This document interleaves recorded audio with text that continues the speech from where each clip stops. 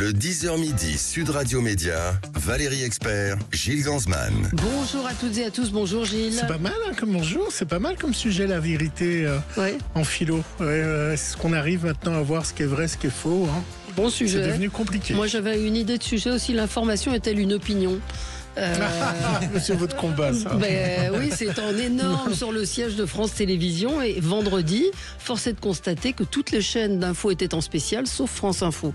Donc c'est une opinion. Jérôme Pierrat, bonjour, vous êtes journaliste. Il nous avait prévenu. La personne de France Info nous avait dit, même en cas de choses, nous on veut délivrer 10 ou 15 informations. Il l'avait dit. Ouais. Il avait dit, nous on n'est pas mono-information. C'est un peu étrange de tomber sur des grêlons alors que Israël est en train de bombarder l'Iran. Mais c'est une opinion.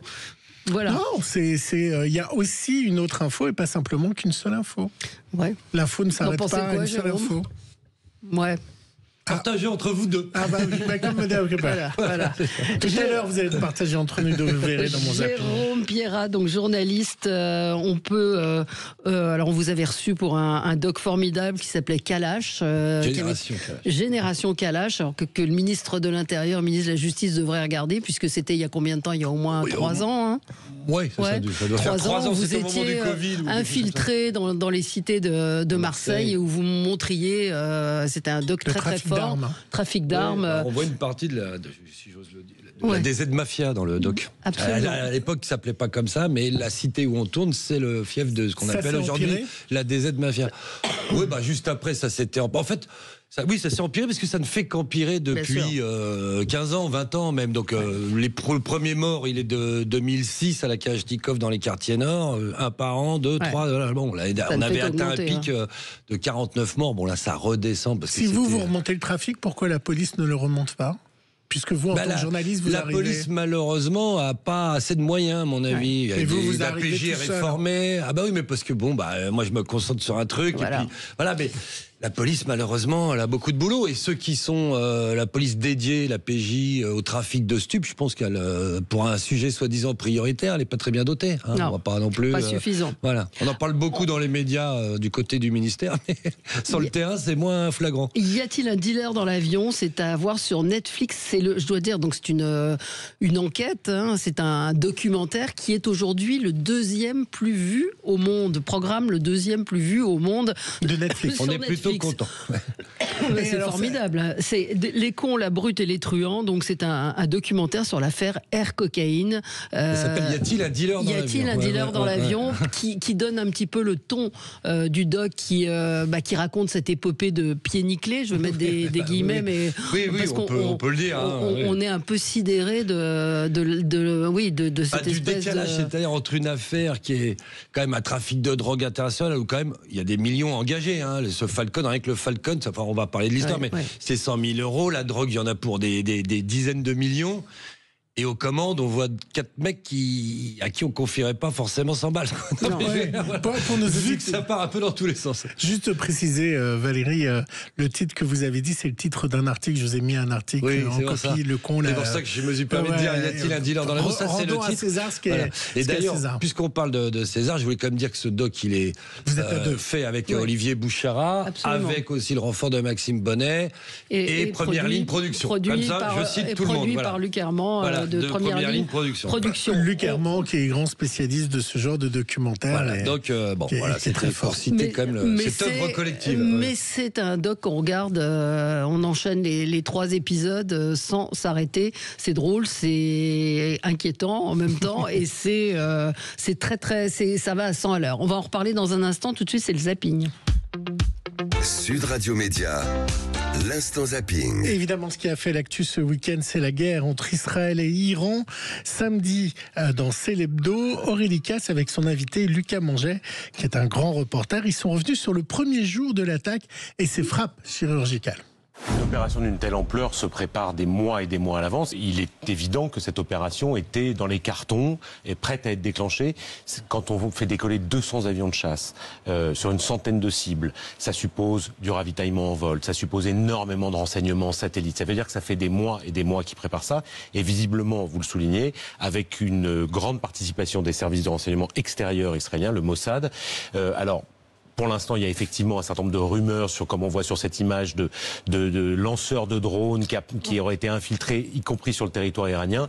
Ça sera ou pas confirmé par les Israéliens, qui sont généralement très secrets sur leurs propres histoires secrètes, on le comprend bien, mais il y a forcément un appui au sol, ne serait-ce que de gens qui font du guidage, du pointage, parce que vous citiez un certain nombre de commandants de haut gradés qui ont été tués. Il faut savoir où ils se trouvent à ce moment-là, ce qui veut dire qu'il y a des gens qui les renseignent sur place pour leur dire le général Salami est à tel endroit, à telle heure, vous pouvez lancer la frappe.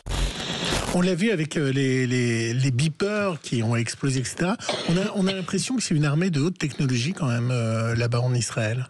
Ah bah, enfin, je suis pas un grand spécialiste militaire, mais oui, quand on observe vu de l'extérieur, ils ont pas l'air quand même complètement mauvais. Oui, non, quand on voit qu'ils arrivent, j'ai une image que m'a montré Stéphane Simon vendredi d'un missile qui rentre israélien, qui arrive directement dans un immeuble, qui fait un trou et qui percute la chambre d'un des dirigeants. C'est très très précis.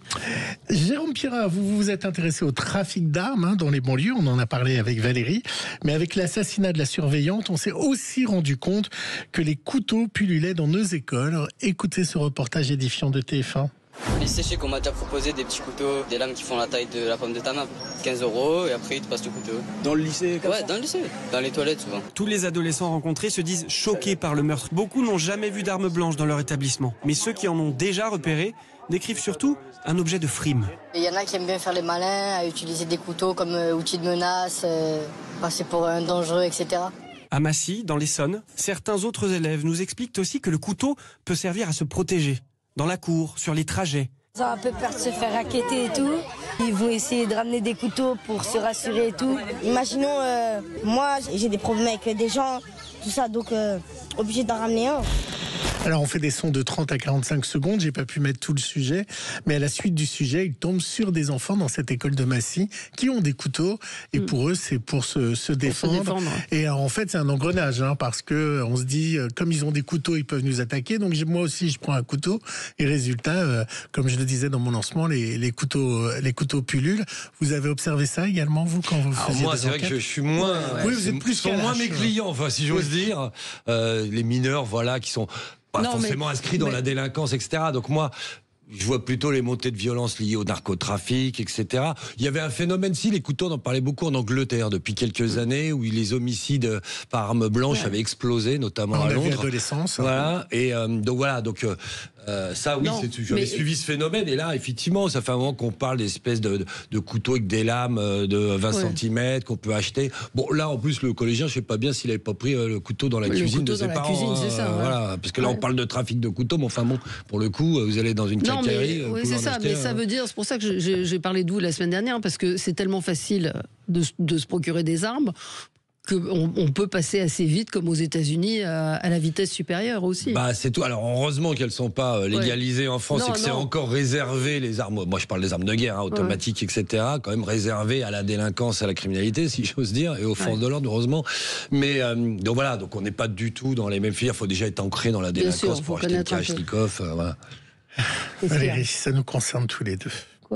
Un combat qui revient dès que les températures augmentent, et ça va être le cas. Ce vendredi, vous avez vu, on attend à peu près entre 30 et 35 degrés partout en France. Une question se pose: venir en Bermuda à son travail.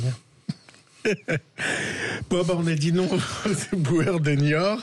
Résultat, ils se sont mis en grève. Michael a décidé de se rebeller. J'ai mis le short ce matin, donc je travaille en infraction. J'aurais dû mettre mon pantalon. Comme lui, un éboueur sur 5 à Niort enfreint la règle pour retrouver le confort qu'il avait avant. C'est ce qu'on avait dans l'ancienne dotation, les shorts. Ça n'a jamais posé de problème. On a bossé pendant le Covid en short, il fallait que les poubelles soient ramassées. Là, le short, il n'y avait pas de problème de sécurité. Les agents sont en grève, mais ils sont décidés à reprendre du service pour ne pas pénaliser la population. On ne refuse pas de travailler, on veut travailler, mais en short, dès qu'il fait chaud. C'est tout. Il n'y a pas plus simple que ça.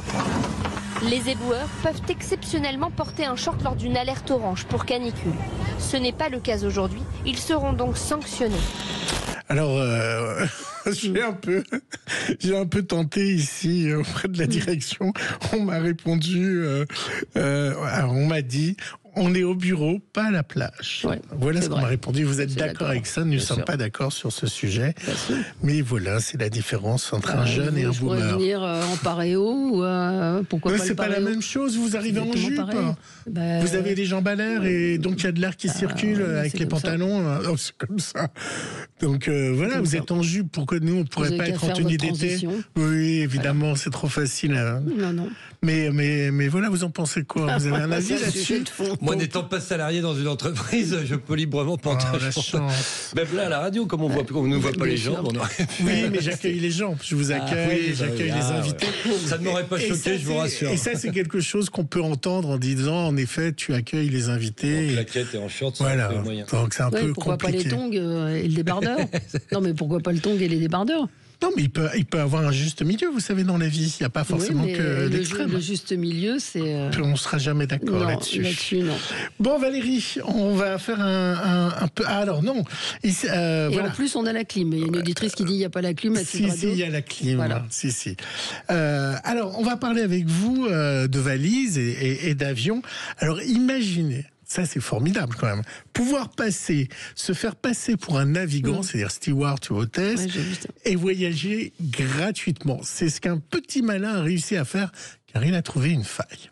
Un Américain a pris l'avion sans payer plus de 120 fois en 6 ans en se faisant passer pour un membre d'équipage. Cette histoire, c'est celle de Tyrone Alexander, un homme de 35 ans originaire de Floride. Il n'a aucune formation ni expérience dans le secteur de l'aviation et pourtant, il a réussi à se faire passer pour un steward ou un pilote de ligne auprès de plusieurs compagnies aériennes. En 2018, le jeune homme a repéré une faille sur le site web d'une compagnie aérienne dédiée aux membres d'équipage. L'accès à cette plateforme nécessitait plusieurs informations pour pouvoir réserver des vols gratuitement. Le nom d'une compagnie, un numéro de badge ainsi qu'une date d'embauche. Et il a suffi d'entrer de fausses informations pour se connecter. En se faisant passer pour un employé travaillant pour d'autres entreprises concurrentes, il a réussi à effectuer 34 vols sans rien payer. Et il risque jusqu'à 30 ans de prison. Incroyable quand même, hein. Incroyable. Bon Valérie, on va jouer à un jeu que vous n'aimez pas. On va jouer à Masked Singer. Qui chante cette chanson de Jean-Jacques Goldman? Elle met du vieux pain sur son balcon pour attirer les moineaux, les pigeons. Pas mal la voix. Elle vit sa vie par procuration. Attention. Dans son poste C'est cassé la figure. Oh là là. Ça chante bien, hein? Ouais, Jean-Jacques Goldman. Non? Bon, vous imaginez, il se cachait sous une tenue de motard. Alors, c'est qui? C'est Jarry. Incroyable.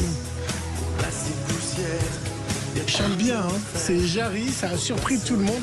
Alors, juste après l'émission, ça va vendredi soir, les internautes étaient tellement étonnés de la voix de Jarry. Ouais. Il avait déjà chanté, hein. On avait déjà eu des échos comme quoi Jarry était un très bon chanteur. Ah bah là, c'est épatant. Hein. Ouais, c'était Jarry. Incroyable. Ah bah ça vous a Allez. amusé quand même, Masked Voilà. Singer. On se retrouve dans un instant avec Jérôme Pierrat pour parler de cette série à retrouver sur Netflix, série documentaire. Y a-t-il un dealer dans l'avion? Deuxième série, deuxième programme le plus regardé au monde sur Netflix. À tout de suite. Le 10h midi, Sud Radio Média, Valérie Expert, Gilles Gansman.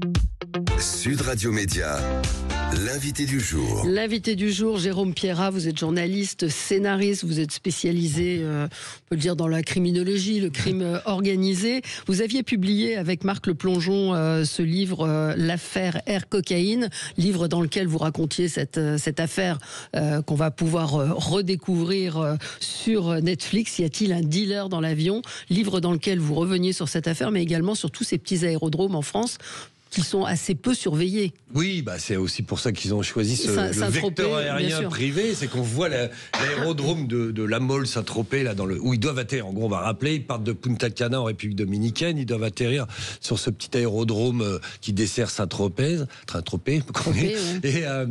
et en fait, on s'aperçoit qu'il n'y a pas de douane fixe dans ces aérodromes privés. Enfin, ils sont gérés par des compagnies privées, des opérateurs privés, et en fait, c'est des contrôles aléatoires. Et là, on voit bien, ils rentrent sur le tarmac avec leur voiture pour décharger l'avion. Enfin, c'est la totale, quoi. Donc, il n'y a pas vraiment de contrôle. Donc, et quand on s'aperçoit qu'il y a plusieurs dizaines, voire centaines d'aérodromes qui sont capables d'accueillir des jets privés, enfin, des vols d'affaires, soi-disant, ou des vols privés, c'est un peu inquiétant.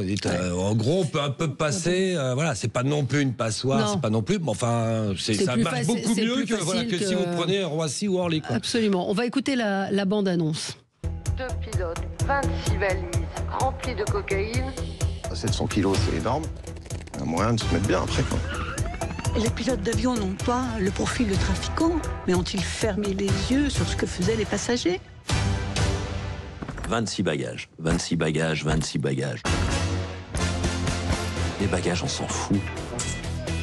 C'était vos bagages ? Je sais plus comment je dois répondre à ça. Vous avez 26 valises, vous, quand vous partez 48 heures en République dominicaine ? Je sais pas combien il y avait de valises qu'il y avait dedans. La drogue, moi j'en ai jamais vu. Nous, on n'avait rien à faire là-dedans. Est-ce que je y crois ? C'était l'avion d'Alain Afflelou. Il est fou, Afflelou, il est fou. J'ai été le passeur, le commanditaire. Nicolas Sarkozy, son nom apparaît en marge de l'affaire Air Cocaïne. Est-ce qu'on est devenu fou? C'est la question qu'on doit se poser. Ça donne le ton de ce qu'est ce doc absolument captivant. On rappelle que donc il est diffusé dans 190 pays et il arrive, je le répète parce qu'on est quand même très fiers, que c'est le 2e programme le plus regardé sur Netflix après une série au monde. Oui, le 2e au monde. Donc qu'est-ce qui, je vous ai dit. Vous allez être riche. Même pas, on touche pas de droit. Ah, c'est vrai, sur l'international, vous touchez pas de droit. Non, parce que les pays... Ils achètent un truc fixe et puis c'est tout. Oui, et puis surtout, il n'y a pas ce système de droit d'auteur dans les autres pays, donc voilà, comme il y a en France. Comment ça s'est passé? Comment s'est passé le contact avec Netflix? Comment Netflix s'intéresse à une histoire comme celle-là? Alors, on a proposé avec Olivier Bouchara, on leur a proposé le sujet, et puis... Nous, ce qu'on proposait, c'était une approche, voilà, un peu plus décalée, un peu humoristique, un peu dans la veine des Rois de l'Arnaque, où il y a alors le titre, il résume assez bien le ton qu'on va avoir dans le doc, mais donc voilà, parce que c'était une histoire qui est fascinante, c'est-à-dire que même quand elle a éclaté en 2013, qu'on voit ces images de ces 4 Français arrêtés sur le tarmac, il y a rien qui colle, comme dit l'avocat, il y a rien qui colle, ce qu'on disait tout à l'heure, donc elle est intrigante pour ça. Si on avait eu affaire à 4 trafiquants de drogue qui parlaient colombien, on s'en fichait un peu, voilà, c'était l'originalité, c'était le jet.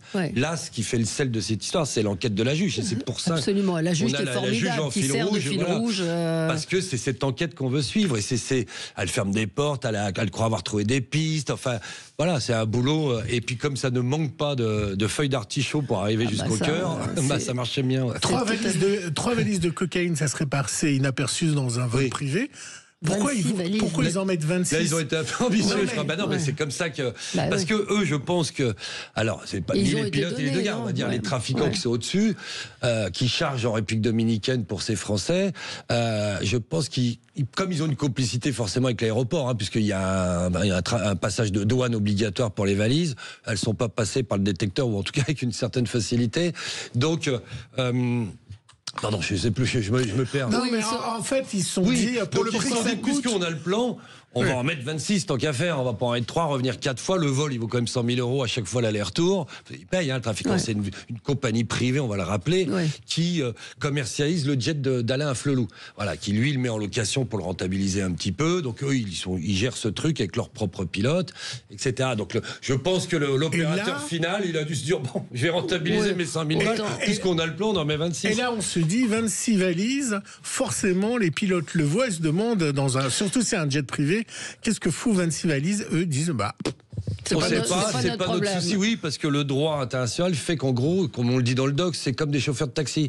Le chauffeur de taxi, vous mettez dans la valise, dans le coffre, il n'a pas l'obligation légale de vous la faire ouvrir, il n'a même pas le droit de regarder ce qu'il y a dedans. Donc eux, comme c'est un vol commercial, cet avion est loué par une société, ils estiment, le droit est pour eux, qu'ils n'ont pas à contrôler le truc. A contrario, ce qui interroge la juge et tout le monde, c'est de dire, OK, il y a le droit. Mais les 26 valises pour un mec en survêt et qui reste 48 heures à Punta Cana, voilà, la juge a légitimement le droit de s'interroger sur le fait qu'ils aient compris ou pas, ou soupçonné, en tout cas. C'est ça qu'elle essaie de mesurer. Et eux doivent s'interroger sur le poids par rapport à l'essence qu'ils mettent dans l'avion aussi. Ah oui, alors on n'a pas pu tout raconter, mais à un moment, ils expliquent, alors c'est très technique, donc on l'a pas mis, mais ils expliquent que leur boulot, eux, c'est juste c'est la sécurité et la sûreté du vol. C'est de dire, est-ce que c'est bien équilibré dans l'avion? Est-ce que on va avoir assez d'essence et que c'est pas trop lourd, etc. Ils savent bien qu'il y a 700 kilos, qu'ils embarquent 700 kilos. Donc, le poids, ils le voient bien. De toute façon, parce qu'ils disent eux-mêmes, on a rangé les valises nous-mêmes, etc. pour justement équilibrer l'avion. Donc, ils se doutent bien que c'est pas 700 kilos de maillot de bain ou de. Ah, mais eux vous disent, ça aurait pu être 700 kilos de ou d'autres choses. Non, ou de n'importe quoi, mais en tout cas. Quel est leur intérêt? Moi, c'est la question que je me suis posée, à vous répondre et à vous parler. Quand vous les avez contactés, ça a été compliqué de les convaincre. Et une question que m'a posée un ami qui a vu la série m'a dit, mais est-ce qu'ils ont été payés par vous? Non, on ne paye pas les témoins. Non, on paye pas les témoins. Eux, ce qui les intéressait, je pense, c'était de délivrer leur version. Ils vont peut-être pas être très contents, mais. Peut-être pas le résultat auquel ils s'attendaient forcément, mais nous, on joue l'enquête. Donc, on joue le pour, le contre, le doute. À la fin, bon, voilà. On va pas spoiler, mais Jérôme, ils sont comme la justice tranche, quoi, voilà. Ils ont été dans les pires prisons de République dominicaine. Oui, elle est pas top, la prison. Non, on voit les images. Ils ont été là. À leur arrivée en France, ils font de la prison. Ils sont sous les projecteurs. À un moment, ils sont acquittés. Ils ont une peine et après, ils vont faire appel et ils vont être acquittés. Une fois que vous êtes acquitté dans une affaire aussi compliquée, moi, franchement, je pars dans le sud de la France et je me repose et je dis non à l'ombre d'un pain. Bah oui, non, mais vous comprenez. Non, mais eux, je pense qu'ils ont été. Ils font un documentaire sur Netflix où la lumière va être mondiale. Je pense qu'ils ont été traumatisés par l'affaire parce que en fait, ils ont perdu beaucoup. Ces deux pilotes, ils sont acquittés à la fin. Mais ils sont quand même incarcérés entre temps et surtout. Comme il le dit eux-mêmes, il leur restait 8 ans d'autorisation de vol vu l'âge qu'ils avaient. Je crois que c'est en gros 60 ans la limite. Et les 8 ans, ils les ont perdus en procédure judiciaire et à la fin, ils ont perdu même l'agrément de vol. Eux, c'était leur vie, on va rappeler. Ces deux types qui ont commencé sur des Mirage 2000, avec des bombes nucléaires, les plus grandes accréditations, comme ils disent, secret défense. Donc, voilà, ils espéraient, c'est leur vie. Après, pourquoi ils vont dans cette histoire? Ils vont dans le privé parce que, comme ils le disent, il y a un moment, à 37 ans, vous êtes trop vieux pour l'aviation de chasse, en gros, voilà. Et eux, ils essayent de se reconvertir dans le privé. Mais quand vous êtes pilote, nous, on a découvert ça, c'est quand vous êtes pilote de Mirage 2000, vous n'êtes pas habilité à piloter un Airbus. C'est pas pareil, il faut tout recommencer. Donc, eux, ils ont essayé de se reconvertir dans les vols commerciaux, et puis ça marchait pas très bien, et ils ont trouvé cette opportunité. Avec cette petite société lyonnaise de location d'avions. Donc voilà, il rentre, c'est Forêt qui rentre, fait venir son copain au dos. Et eux, ils espèrent tenir comme ça, c'est déjà inespéré, tenir comme ça jusqu'à la retraite. Ça leur permet de voler, ils font quand même des vols internationaux, intercontinentaux, donc c'est pas rien. Donc mais c'est remarquable parce que vous réussissez à avoir tout le monde. Vous avez Alain Flelou. Il y a Alain Flelou, il y a Nicolas Sarkozy. Et puis Nicolas Sarkozy, parce que lui aussi, on aurait pu se dire qu'il n'a pas intérêt à parler. Mais il a envie de laver son honneur. Je pense que c'est quand même son combat de ces dernières années, c'est de dire il y a une forme d'harcèlement judiciaire contre moi. Donc c'était un peu l'argument qui l'a emporté. Il n'a pas cédé tout de suite, je vous dis tout. Mais ça a été un peu long. Mais effectivement.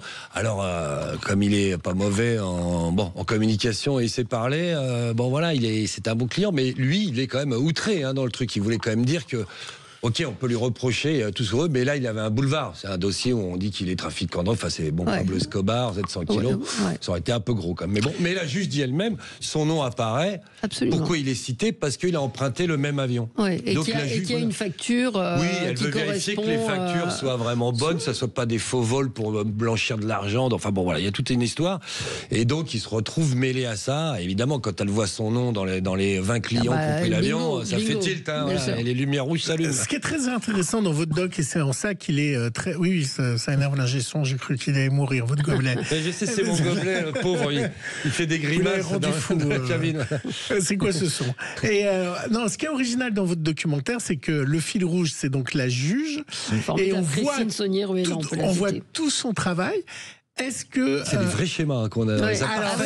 C'était ma question. Ce sont ces vrais schémas. Voilà, vous avez devancé ma question. C'est parce qu'on se croirait dans un film. Elle a fait des traits, des ronds. Oui, c'est comme dans la fiction. Elle a des feuilles scotchées avec des couleurs et tout. Et en fait, elle nous les a sortis naturellement. Voilà, j'allais demander, est-ce que ça a été fait pour le doc? Non, on n'a même pas pipoté. Ce qui est rajouté en graphisme, c'est on met l'hypothèse en rouge dessus, etc. Mais non, cette espèce de truc qu'on voit habituellement dans les films position. On se dit, c'est un peu dépassé. Ils ont des ordinateurs maintenant. Non. Elle fait ça parce que il y a des telle ramification, c'est tellement touffu, c'est les poupées russes ce truc. Au dé, on commence, puis ça n'en finit jamais. Après, et elle ouvre chaque porte. En fait. Oui, elle est chargée c'est son boulot de juge d'instruction, c'est ce qu'elle dit. Elle dit, moi, je suis obligée d'aller au bout du bout de chaque chaque piste, de chaque personnage. Et puis il y a l'évasion, parce que l'histoire ne s'arrête pas à l'arrestation, et on va en parler. Sans fin. On va en parler dans un instant. On marque une toute petite pause de pub et on revient ce soir. Donc, ce soir. Tout le temps. C'est tout le temps sur Netflix. Y a-t-il un dealer dans l'avion? On vous le conseille vraiment, mais on continue d'en parler dans un instant. Le 10h midi, Sud Radio Média. Valérie Expert, Gilles Ganzmann, Sud Radio. Le supplément média. Le supplément média avec Jérôme Pierrat, journaliste, scénariste. Y a-t-il un dealer dans l'avion? C'est à voir sur Netflix, 3 épisodes. Et on est en train de dire qu'on aurait bien aimé que ce soit un peu plus long, qu'il y en ait au moins 4, voire 6. Mais bon, vous avez été obligé de couper. On rappelle que c'est le 2e programme le plus vu au monde sur Netflix. C'est l'affaire cocaïne pour ceux qui nous rejoindraient. Le doc commence avec une petite phrase qui dit: il est possible que tous les protagonistes ne disent pas la vérité. On ne saura jamais, chacun défend son beefsteak, comme on dit. C'est pour ça aussi qu'ils acceptent. Donc nous, on ne prend pas parti, on écoute chacun, on essaye on recoupe, nous, dans la coulisse, etc. Mais eux, après, on ne leur dicte pas ce qu'ils ont à dire. Est-ce que les pilotes mentent, pour rebondir sur Valérie? J'en sais rien, il faut leur demander. Ils ont été acquittés par la justice. Donc, la justice a dit qu'ils mentaient pas. Alors, après, la juge avait visiblement. On va pas tout dévoiler parce que c'est intéressant. Il y a des ambiguïtés. C'est ce qui l'interpelle, la juge. C'est qu'elle voit des trucs. Ce qui est formidable dans ce documentaire, c'est les seconds rôles. C'est-à-dire, comme dans un film, les seconds rôles sont tellement importants et tellement drôles. Il y a un second rôle qui est un des passeurs. Vous le découvrirez. Et moi, j'ai eu mon chouchou. Vraiment, parce que il n'est pas beaucoup là, mais c'est mon chouchou. C'est celui qui fait la drogue pour Pablo Escobar. Le chimiste. Charlot. Laurent Fioconi dit Charlot. Ouais. Mais comment vous l'avez retrouvé? Alors lui, déjà, c'est incroyable parce qu'il parle très bien français. Il est français, non? Il est français, en fait, il est corse. Il est français, il est corse. Il est incroyable. Oui, alors moi, il a la tête de l'emploi, il a tout. Moi, je le connais depuis 20 ans. Le chimiste. Je travaille sur ces histoires de voilà, et j'avais fait même un livre. J'avais fait un livre il y a très longtemps. Là, le son va me tuer. Je suis devant le micro. Et oui, j'avais fait un livre avec lui il y a très longtemps où il racontait son expérience avec Pablo.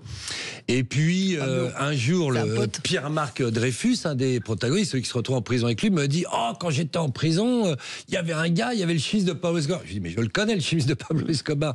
Et donc voilà, comme ça on lui a proposé de participer. Mais c'était assez incroyable parce que la coïncidence. Lui, il explique que la cocaïne, ça sent. Lui, il dit, parce qu'en gros, les pilotes disent: nous, on pouvait même pas sentir les 700 kilos, on pouvait pas savoir, ça a même pas d'odeur. Bah si. Et lui, on l'a pris pour... que ça sent l'ammoniac. Voilà, lui il dit ça sent l'éther, ça sent l'ammoniac, ça sent l'essence. C'est ce qu'il y a dans la cocaïne pour ceux qui voudraient en prendre et qui seraient tentés, c'est que des saloperies. Donc il dit c'est de la chimie, ça sent forcément. Après, c'est les arguments qui sont contre, il y a les arguments pour, à la fin la justice tranche, c'est comme un procès. Et puis il y a l'évasion. Parce qu'il y a ce truc absolument insensé. Ça, c'est l'histoire dans l'histoire. C'est l'histoire dans l'histoire où donc les pilotes sont. Alors, ils sont pas incarcérés. Donc, ils prennent 20 ans de prison quand même en rep-d'homme, mais en attendant une espèce d'appel. On les laisse libres. Ils sont libres avec un contrôle judiciaire, on leur prend leur passeport, la signature en résidence. Voilà. Et il y a un trio de types encore aussi hallucinant que ceux qui sont dans l'avion. Émeric Choprade, qui est un député LR, son assistant parlementaire, qui est Pierre Malinowski, et puis un expert en sûreté aérienne, Christophe Nauda. Et les trois vont décider d'aller évader ou exfiltrer. Il n'est pas Rassemblement National? Si. Vous avez dit LR. Ah oui, il est à l'époque. Ah oui, vous m'avez mis un doute. À l'époque, il est député européen. Voilà. Et donc, ils vont tous les trois se mettre en tête. Ils sont persuadés de l'innocence de ces deux pilotes. Naudin va les convaincre parce qu'il y en a un qui a des liens avec la Repdom, en l'occurrence Choprade, qui a été conseiller du président de la République. Donc, au début, il fomente l'idée de faire des tractations politiques, passer par la diplomatie. Puis, quand ils voient que ça marche pas, ils se disent, et la grande peur des pilotes, pourquoi ils acceptent, c'est qu'ils, du jour au lendemain, ils peuvent être réincarcérés, puis là, pour le coup, pour les 20 ans, dans leur cul de basse-fosse, là-bas. Et donc, voilà, et ça va devenir une épopée assez croquignolesque, parce que les trois vont s'embrouiller, comme on dit trivialement, s'engueuler. Ça va finir en espèce de guerre interne. Enfin, c'est surréaliste, quoi. C'est surtout ce qui est surréaliste. Oui, c'est ça. Désolé de couper l'herbe sous le pied. Non, mais je suis désolé, mais... oui, effectivement, c'est que Yvon, non seulement, mais c'est ça qui est aussi étonnant dans cette affaire, c'est que tout est quasiment filmé en images d'archives. C'est-à-dire, nous, on n'a pas eu besoin de reconstitution, etc., parce que l'arrestation est filmée, le procès est filmé, l'évasion est filmée. Enfin, ils filment tout, les mecs. Ils se font des selfies. C'est assez surréaliste. Donc l'embrouille, d'ailleurs, ça va donner lieu à une embrouille après l'évasion, parce qu'il y en a qui fait fuiter dans les médias pour voilà. Enfin bon, et donc derrière, ils vont se prendre des mandats internationaux d'Interpol. Ils finissent même au trou en République dominicaine. On va pas tout spoiler, mais l'histoire est tellement... Voilà, ça n'en finit plus. Je vous dis, c'est même plus les poupées russes. Il y en a. Combien de temps pour un doc comme celui-là ? Ah, c'est long parce qu'il y a quand même de l'enquête. Il va falloir retrouver tous ces gens, les convaincre. Bon, le ministre de la Justice colombien. Dominicain Brito, oui, il est assez haut. Il y a même le général qui les arrête dedans. Il y a à peu près tous les protagonistes. Il y en a même qu'on a dû enlever, des infiltrés qui étaient dans l'aéroport. La police de Saint-Tropez, la gendarmerie. Les gendarmes de Saint-Tropez, ils sont dedans. Mais donc combien de temps pour un doc comme celui-là ? Un doc comme ça, c'est 1 an et demi, 2 ans, quoi. Enquête, tournage, montage, voilà. Et puis après post-prod, enfin le temps une fois que c'est livré, il y a un peu d'intervention technique dessus. Donc c'est des docs qui sont quand même assez longs. Il y a ces 3 fois 45 minutes. Et ça s'écrit, ça c'est la touche Netflix, c'est que ça s'écrit comme une fiction. C'est les codes de la fiction. Il y a des cliffhangers, c'est ce qui donne aussi cette singularité à ces docs-là. Très dynamique, très cut. On a envie de suivre l'épisode suivant. Oui, il y a un côté... Comme on dit patch turner, enfin, c'est une expression anglaise, mais vous pouvez pas lâcher le livre. On lâche pas le récit. Est-ce que les protagonistes l'ont vu et quelles ont été leurs réactions ? Oui, alors non, les pilotes nous ont dit on le regardera pas. Les autres, on a eu des bons retours. Même ceux qui se font un peu étrier parce qu'ils veulent pas se voir, ils ont dit voilà, on a accepté de faire le truc, mais nous on en a marre de cette histoire, on le regardera pas. Bon. Mais est-ce qu'ils ont été difficiles à convaincre ? Est-ce qu'il y en a pour lesquels vous avez eu plus de mal que d'autres ? Pascal Forêt, qui est un peu plus à la Lino Ventura, là, c'est le costaud des deux. Lui, il n'était pas très chaud. Bruno Do c'était plus enclin à raconter cette histoire qui l'avait moins marqué. C'est pour ça qu'il la raconte. Il s'en est mieux sorti après coup. Voilà, il a mieux supporté l'épreuve. Pascal Forêt, il l'a en travers de la gorge, lui. Donc, au début, il voulait pas. Bon, voilà. Après, c'est à force de discussions et de choses comme ça. Et l'un d'entre eux, Alain Castagnier, lui, n'a pas voulu s'exprimer. Non, alors lui, c'est le seul quasiment du casting. Alors on l'a rencontré. Bon, si on regarde bien le doc, on voit que lui, judiciairement, à la fin, il n'est pas jugé. C'est un peu il n'a pas été jugé non plus en République dominicaine. Alors en République dominicaine, il a pris 20 ans. C'était le 3e pilote. Il était censé. Il n'est pas pilote en fait. C'est que, en fait, il est même retraité. Il est plus. Elle le dit, je crois, la juge. Il est plus apte à piloter. Il a plus la licence.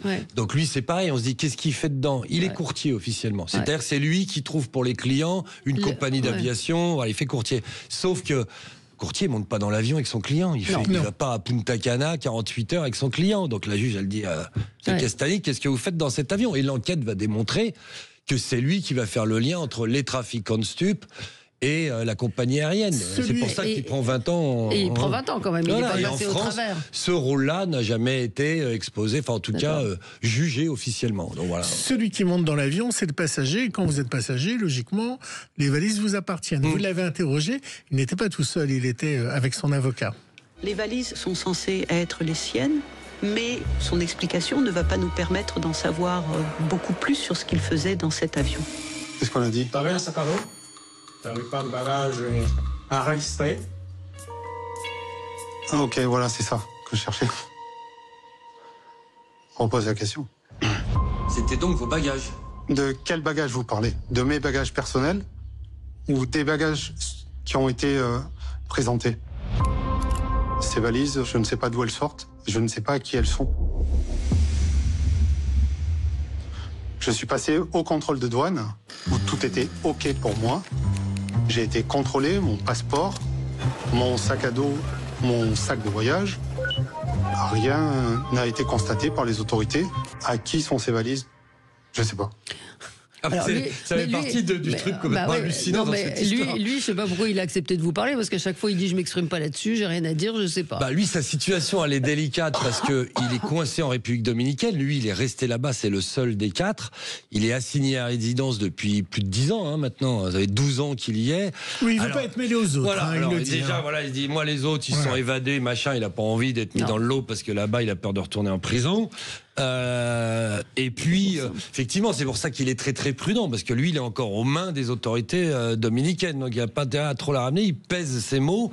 Il a accepté parce que justement, il voulait dire qu'il était innocent, à peu près comme tout le monde. Ils se disent tous qu'ils sont à peu près innocents. C'est pour ça qu'on dit qu'il y a sans doute des Pinocchio dans le tas. Il faut bien qu'il y ait quelqu'un qui s'occupe de ses valises. Alors, l'autre chose qui n'est pas dans votre doc, mais vous avez sûrement enquêté là-dessus, ils sont prêts à démarrer avec donc toutes ces valises dans l'avion. Qui les dénonce? Alors, la version officielle dominicaine, c'est on sait que cet aéroport est une passoire corrompue, c'est ceux qui le disent, et donc on a soi-disant mis des infiltrés qui nous auraient donné l'info, etc., etc. Et c'est comme ça qu'on les arrête. Et limite, on les aurait vus passer les trucs par un grillage, je sais pas quoi. Bon.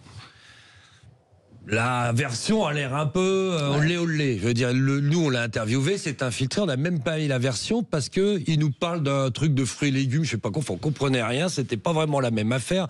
Bon, c'était pas si carré que ça en termes de voilà. Et donc voilà, donc soi-disant la version officielle c'est celle-ci. Après on peut s'interroger sur le rôle de la DEA américaine, parce que cette drogue, elle a été achetée en Amérique du Sud auprès des cartels. Ah d'accord. Voilà, colombiens, mexicains, etc. Il y a quand même 700 kilos. Ça vient de là. La République dominicaine est un hub, une place de rebond où ça se vend. Et donc, en amont, en off, on pense qu'en Colombie, où il y avait des infiltrés de la DEA quand ils ont vendu la drogue, et qu'ils les ont balancés comme ça. Voilà. Donc, on pense qu'elle vient de là, l'info. Ouais. Une auditrice me dit mais j'ai pas Netflix, est-ce qu'il va y avoir un DVD qui va être fait, mais je voudrais vous dire Valérie que Netflix vous pouvez vous abonner, ça coûte 5,99 € et vous pouvez vous désabonner au bout d'un mois. Je veux dire c'est donc le pour principe. 5,99 vous pouvez le voir. Voilà, pour 5,99 vous pouvez voir, moins vous cher abonner. qu'une place de cinéma. Absolument. Largement. Et en plus vous en profitez pendant un mois, vous pouvez voir plein d'autres trucs. Il y a Stranger Things qui arrive. Donc non, sans faire de la pour les autres. 5,99 c'est avec de la pub, donc oui, ça va. Et effectivement, moi j'ai mis au début j'ai mis du temps à comprendre que c'est pas comme Canal+ où vous vous abonnez pour un an. Là, vous vous abonnez pour un mois et vous pouvez annuler après cet abonnement. Donc ça vaut le coup pour le prix. Franchement, vous allez passer un super moment. Merci Jérôme Pierrat d'avoir été avec nous. Y a-t-il un dealer dans l'avion sur Netflix? Puis, je le répète, ça me fait tellement plaisir. Deuxième programme le plus vu au monde, 180 pays sur Netflix, on est super fiers. Et moi je redis Olivier Bouchara. Ah oui, c'est vrai. Voilà. Olivier Bouchara qui l'a réalisé Bonnet, avec vous, Maxime et le Bonnet, producteur Luc Herman, de Première Production. Prochain doc. Je ne suis pas seul sur cette affaire. Absolument. Prochain doc de Monsieur Pierrat. Une affaire de vol de tableau entre la France et le Japon. Mais non. Voilà, ouais. Une histoire encore assez hallucinante. On va vous revoir alors. Voilà, je reviendrai avec plaisir. Merci à vous. On se retrouve nous dans un instant pour commenter l'actualité. À tout de suite. Sud Radio. Sud Radio. Parlons vrai. Parlons vrai. Sud Radio. Parlons vrai.